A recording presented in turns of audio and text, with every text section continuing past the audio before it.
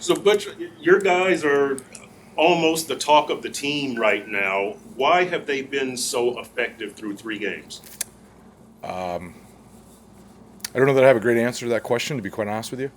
I think that the biggest thing that we try to just focus on every day is say that worry about what I can do today to make myself better. Because as an offensive lineman, what we have to understand is that every day it's like Groundhog Day to some degree. And we got to do the same things over and over and over again. Can we master that? Can we specifically master? Like, can we have 5 individuals do it exactly how we're supposed to do it on every single play? Is that possible? I don't know, but I'm going to strive like hell to get that to happen. And so whenever that changes, then we're not doing what we're supposed to be doing. Okay? So I don't know how to answer that question, to be quite honest with you, but I know how we have to approach every single day. That's what I can talk about. And so when we can get all 5 guys flying off the ball, setting their backside shoulder and hand at the proper aiming point, and we can do that play and then do it the next play and then do it the next play. Now, I think I got something I can be really excited to talk about on a consistent basis.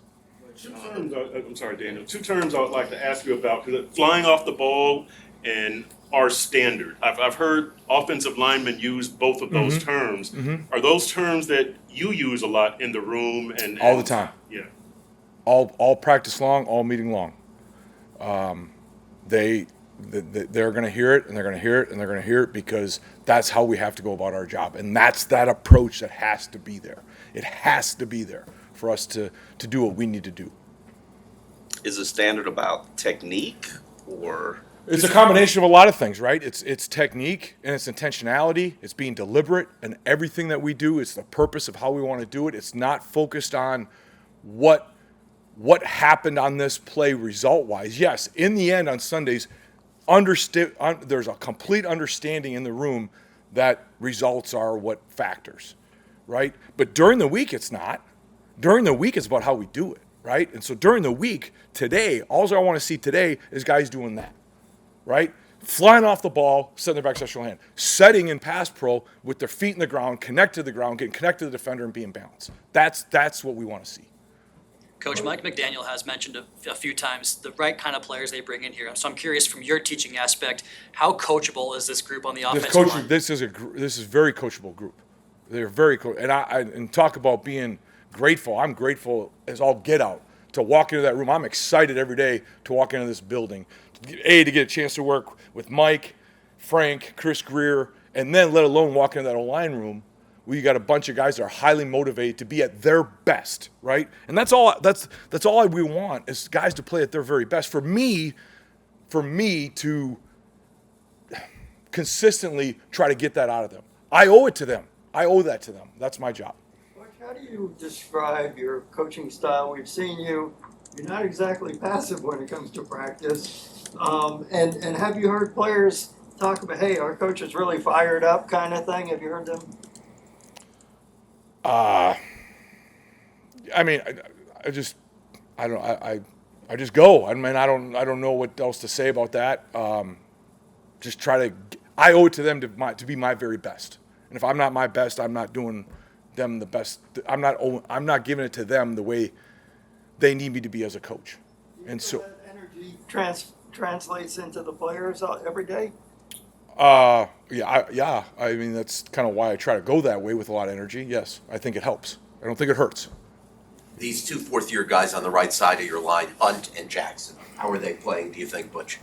I mean, they've given us some good opportunities to be successful. I think that what I do, again, they're very coachable. They want to be coached. They want to be at their best. And so what I can tell you is that I continue to work to try to meet those standards for them. I think that they're motivated, and I really like working with them, and I know that we can continue. We got a long way to go, right? And so, like I just said, until I can see that consistent basis of everything that we want to do, how we want to do it, that approach all the time, then I can be more excited than I am right now. I'm excited about them, okay? And I'm excited about what the work that they're doing currently, but it's got to be every day, and it's got to stay that way every day. When it comes to Austin. Can you speak to how much you've seen him develop since you first took him in? Yeah, I mean, he wants to be coach. You know what I mean? He soaks it all in, and he always wants that feedback. He wants to be challenged. He wants to get better, and he wants to play at the highest level he can play at. So he's done a lot of great things with that.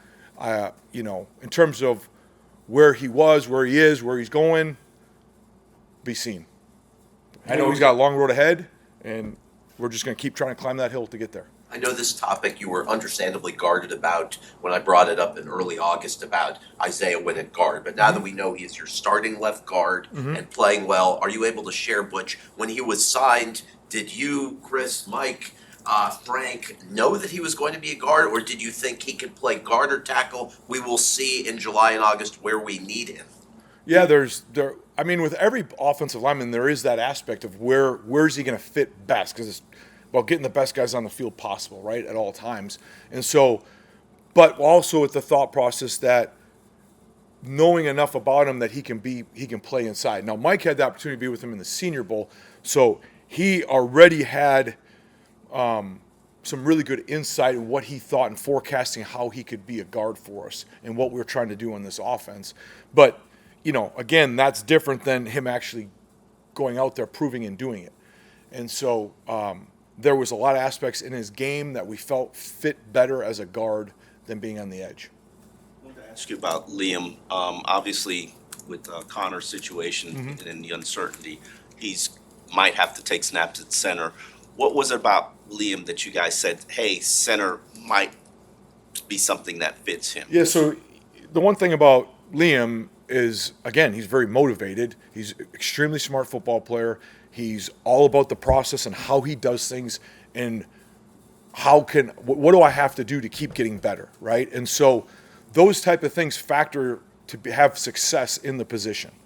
And so he had a lot of those things, and obviously in the springtime we had some issues that we had to work through, and we needed guys to play center, and he stepped up to the plate, was willing to do it because he has that type of personality and characteristics. And so there was some challenging moments during that time, but we were able to work through that. And then obviously in the game got some reps. There's a lot of things we got to work on, but there's a lot of good things we can work with also. And now having some time to have reps and keep this week with it being day to day, we can keep building that and put him in the bank, so to say, to keep getting him better at the position. But he has those tangibles that factor really well. He's a really good communicator, and he can kind of, with the declarations and how we want to communicate with protections and the run game, he can get it all set for us. Was 70 points against your former team personally gratifying? Yeah, it was a win. Butch, It was a win. It felt good. when you took this job, you probably didn't look back a ton, but you may have been aware that this offensive line coach of the Dolphins had been a revolving door, and the offensive line itself had been heavily criticized over the past few years. Did you look at that as that much more of a challenge, or did you say, yeah, I can make something? I didn't know that it was out there until someone had to point it out to me. Wasn't anything that just really was a focal point. That's just not the way I'm going to view it. I know that I had an opportunity to be at this organization, which is a great organization from top down, and get a chance to work with Mike and Frank and guys that I love working with. So that was my focal point, and contribute the best way that I know how and the best way that I can. Coach, I think right now Matt Milano and Terrell Bernard are anticipating as well as any linebacker do in the NFL. How does that kind of challenge your guys' tasks on Sunday against that group? It's a huge challenge. It's a huge challenge. That whole defense is very well connected, and they do a great job. So we have to be very well connected, and our communication has to be on point. They do a great job, and we have to do a great job of understanding how we want to set the defense and how we want to attack them, and understanding the angles that we need to attack them at. All right, and play fast. So the team obviously wants to have as few sacks as possible, which is good so far, and also a low hurry percentage, pressure percentage, and quarterback hit total. Aside from sacks, which every fan can look at and say, the O-line's doing great, the O-line's not doing great. Which of those other metrics, or maybe a different metric, do you specifically like to focus on? What's a really good metric? Effects on the quarterback. That's to me going to be the number one thing that we talk about. And so everything that we're trying to do is minimize that. Anything that negatively impacts the quarterback's ability to complete the play. Correct. I don't know if that's an official stat. That's a not. Coach Barry stat. But that's how I'm measuring it.